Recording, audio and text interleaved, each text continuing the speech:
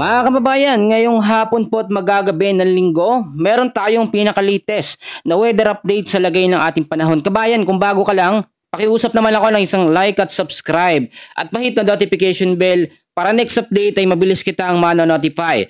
Sa kasalukuyan ho ay monitor natin at nagpapaulan itong panibagong low pressure area dito po sa may bandang silangan ng ating bansa. Ito po yung may lokasyon ngayon na 715 kilometers east of Eastern Samar. At kung makikita nyo, mas lumalapit pa siya sa Eastern Visayas. Nagpapaulan na ito sa malaking bahagi ng ating bansa.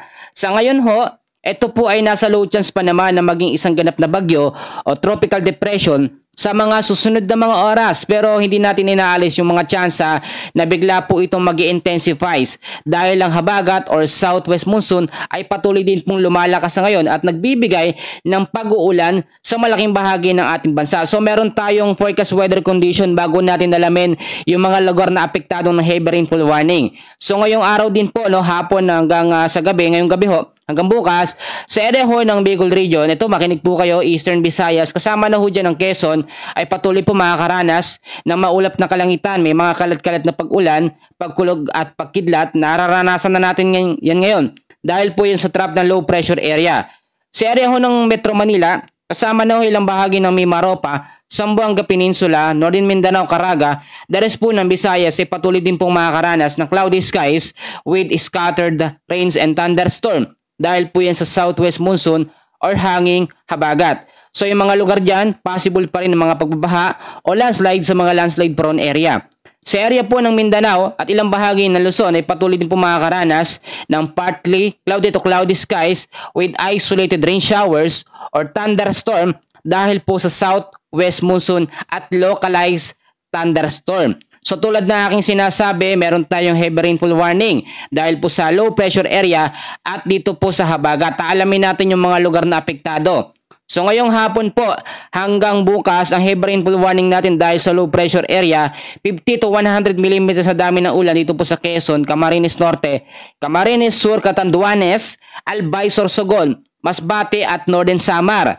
Pagdating naman po ng Tuesday ng hapon ay inaasahan ng 50 to 100 mm sa dami ng ulan sa Quezon, Camarines Norte, Camarines Sur, Catanduanes at sa Albay. Dahil naman po sa southwest monsoon, ang heavy rainfall warning natin, mararanasan po ang 50 to 100 mm sa dami ng ulan sa Occidental Mindoro pa rin po, Antique at Negros Occidental.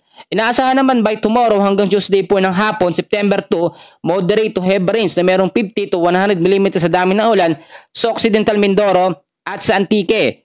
By Tuesday ng hapon hanggang Wednesday ng hapon ay meron pa rin tayong moderate to heavy rains na merong 50 to 100 mm sa dami ng ulan sa Occidental Mindoro. Mga kaibigan, mga kababayan, kung titignan po ninyo itong LPA na yan sa ngayon, kapag ka ito ay naging isang ganap na bagyo, tatawagin ho itong bagyong Kiko. Local name po dito sa ating Philippine Area of Responsibility at yung tsansa naman ito na tumama sa ating Philippine landmass sa ngayon ay mas malayo pa at hindi pa rin natin inaalis ang mga posibilidad na magbago ang direksyon nito at direktang tumama sa Eastern Visayas at ilang bahagi ho ng Luzon. May mga posibilidad na kapag ito hinatak ng high pressure sa taas, pwedeng iting mag-record at lumayo po papalabas ng ating Philippine Area of Responsibility. Pangalawang senaryo ay hahatakin ito, posibleng hatakin ng habagat or southwest monsoon sa kanlurang bahagi ng ating bansa. Hindi rin natin inaalis yung mga posibilidad na ito yung maging malakas na bagyo hanggang sa severe tropical storm category. Pero kung super typhoon or typhoon category, hindi pa naman ito nakikitaan sa ngayon.